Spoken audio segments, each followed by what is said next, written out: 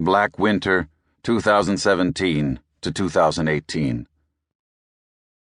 Musconetcong Mountain had barely abandoned its cloak of rust and orange when harsh, icy northeast winds ushered in a winter of unusual brutality. Sullen, black clouds rolled down again and again from the northlands, and the wind howled sleet and ice.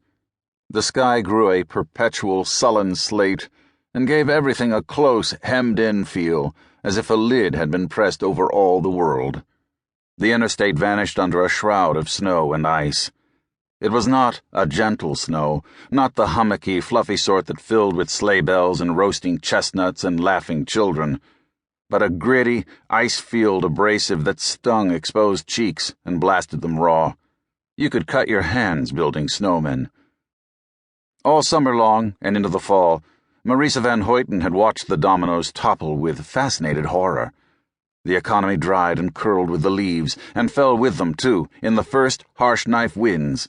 Investors dropped Orbital Management and Clonam Holdings, following revelations that OMC had deceived telepresent operators and researchers with a virtual reality simulation and leased the same volume several times over on Leo Station.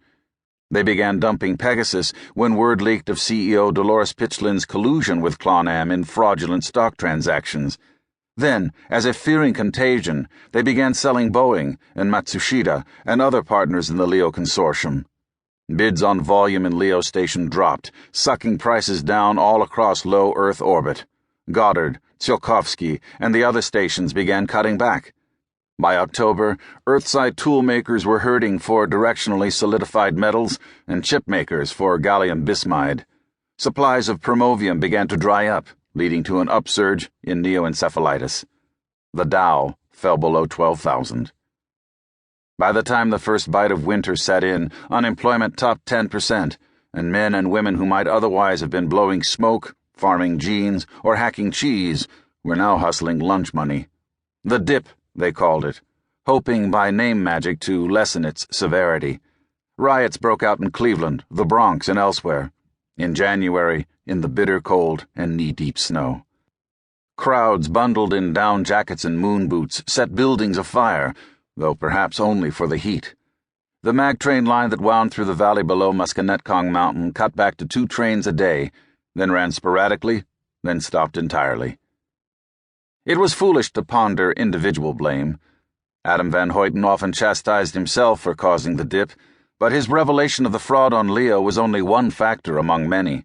The Social Security crisis, Roberta Carson's announcement on the web of the oncoming asteroid, the federal shutdown of the orbital trade, as if the answer to high blood pressure was to stop the heart.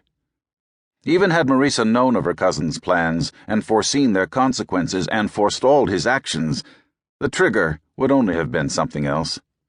In itself, the dip of 17 was no great thing, not in the same league as 1893, let alone 1929 or 1873. It was the timing more than the magnitude that mattered. For during all that long, cold, lonely winter, the asteroid called the Bean spiraled closer and closer to Earth. Sleet curled across the flank of First Watchung Mountain outside the broad windows of the chairman's office at Van Hoyten Industries. Marisa Van Hoyten waited patiently and studied the eddies and whorls while her cousin Chris dealt with yet another interruption. She did not envy the man on the screen who was, after all, only doing his job. Marisa drank her tea. There was a woman reflected in the window, an old woman with lines around her eyes, soberly dressed in dark winter worsted. She did not know who it was. "Of course I understand, Chris," the man on the P-phone said. "We all face unexpected shortfalls. That's what a line of credit is for, to even out those bumps. Though I guess what Dolores Pitchlin gave you was more like a pothole." Chris Van Hoyten never showed anger. He was never known to raise his voice or to pound the table. When his frustration with fools and villains grew overwhelming, it showed only in a slightly stiffer bearing and a tendency to esoteric sarcasm. Generally, he relied on an